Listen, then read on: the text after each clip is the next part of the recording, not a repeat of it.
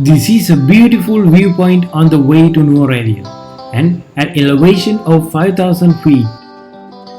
This is Labookellie Tea Factory, renowned for producing some of Ceylon's finest teas and the estate itself.